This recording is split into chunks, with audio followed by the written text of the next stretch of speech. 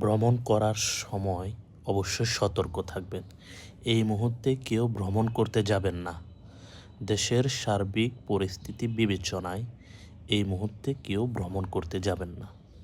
কারণ জাতীয় নির্বাচনকে সামনে রেখে যেমন চলছে চেক তল্লাশি, তেমন কিছু হায়না বসে রয়েছে বিভিন্নভাবে ঝামেলা করার জন্য। তাই আপনারা যারা ভ্রমণের জন্য চিন্তা করছেন এই মুহূর্তে কেউ দূরে কোথাও যাবেন না এবং আশেপাশেও যাবেন না।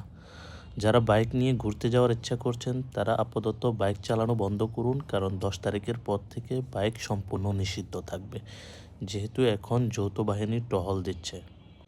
অনেকে এই বন্ধ পেয়ে ঘুরতে বের হয়ে যাবেন। আপনারা ভুলে এই কাজ করবেন না, কারণ দুষ্কৃতিকারীরা, অপরাধ চক্রের লোকেরা বসে রয়েছে আপনাকে কিভাবে বিপদে ফেলতে হয় সেই চিন্তা নিয়ে।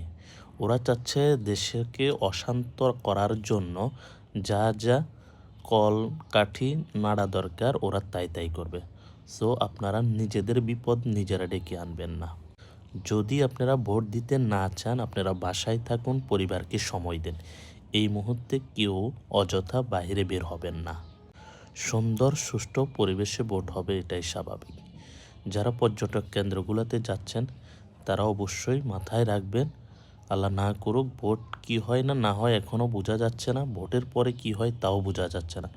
সো এই বিষয়গুলো মাথায় রেখে তারপরে আপনারা ঘুরতে বের হবেন, এর আগে ভুলেও ঘুরতে বের হবেন না।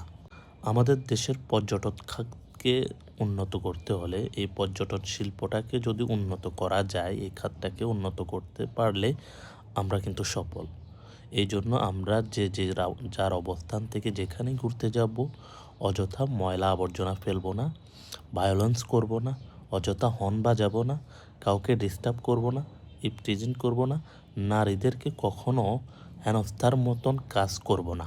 কারণ নারী পুরুষ মিলেই একটা পর্যটন এরিয়া গঠিত হয়। কারণ যখনই একটা নিরাপদ পর্যটন কেন্দ্র থাকবে তখন নারী পুরুষ পরিবার সন্তান ছেলে মেয়ে বাবা ভাই বোন ওনারা যেতে পারে স্বাচ্ছন্দ্যে। তাই পরিবার আপনার রয়েছে, আমার রয়েছে, ওই মানুষগুলোর নিরাপত্তার দায়িত্ব আমি আপনার কাঁধে। সেজন্য আপনারা যে যার অবস্থান থেকে পরিবেশ সুন্দর রাখার জন্য ভায়োলেন্স থেকে দূরে থাকবেন। পরিশেষে একটাই কথা, সামনে নির্বাচন, কেউ